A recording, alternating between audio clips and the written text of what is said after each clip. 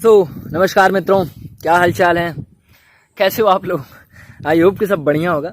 आज का मौसम भी बड़ा ही सुहावना हुआ पड़ा है, बहुत ही सुहावना हुआ पड़ा है।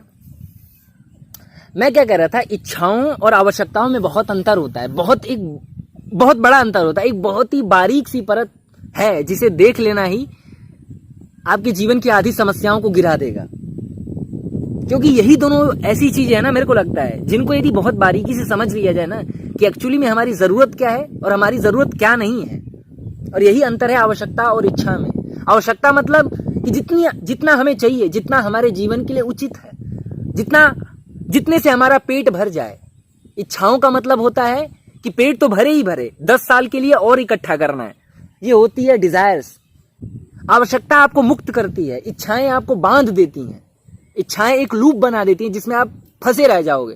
कितना भी मिल जाए संतुष्टि नहीं मिलती है, जीवन में संतोष नहीं मिलता है। फिर नई नई दौड़ें शुरू होती हैं। आवश्यकताएं आपको दौड़ों से मुक्त कर देती हैं। आवश्यकताएं आपको एक सही मार्ग पर और एक सही जीवन को जीने का सलीका सिखाती हैं। आवश्यकताएं आपके जीवन को बेढंगा, आपके जीवन को दो कौड़ी का और जीवन को एकदम बेकार कर देती हैं। बात समझिएगा साहब। आवश्यकता मतलब कि आपको 2 कपड़े, रोटी, एक छोटा सा शेल्टर की आवश्यकता है। यही हमारी मूलभूत जरूरतें होती है, रोटी, कपड़ा और मकान। इससे ज्यादा और कुछ हमें चाहिए नहीं। लेकिन इच्छा क्या कहती है कि इस कपड़ों से काम नहीं चलेगा, इस झोपड़ी से काम नहीं चलेगा, इस स्त्री से काम नहीं चलेगा, या एक स्त्री से काम नहीं चलेगा, कि रोटी से काम नहीं चलेगा, कि दाल से काम नहीं चाहिए हमें पिज्जा, चाहिए हमें हवाई जहाज, हमें एक बहुत बड़ा सा महल चाहिए। ये होती है डिजायर्स, ये होती है इच्छाओं की दौड़, कि पैसों और वस्तुओं में ही सारा सुख है। तो फिर मन कभी नहीं भरता है, क्योंकि आसपास ऐसा माहौल बन गया ना, जहां पर एक कंपटीशन का पूरा माहौल बना हुआ है, एक वातावरण, जहां पर आप अपने आप को संतुष्ट नहीं कर सकते हो। क्योंकि जैसे ही आप अपने आप को संतुष्ट करोगे, सामने वाला एक नई कार लाके खड़ा कर देगा। अब आप कहोगे कि मेरे को भी ये कार चाहिए। ये होती है डिजायर्स। आवश्यकता कहती है कि एक ही कार है, बस काम चलाना है। आवश्यकता मतलब होता है, कपड़ा मतलब काम चलाना, जिस दिन फटेगा उस दिन नया खोज लेंगे साहब।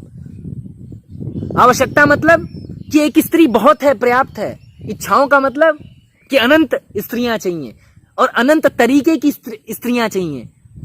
गोरी चमड़ी वाली, फलाना फिगर वाली, फलाना जिस्म वाली, फलाना बालों वाली, फलाना आंखों वाली, फलाना विचारों वाली।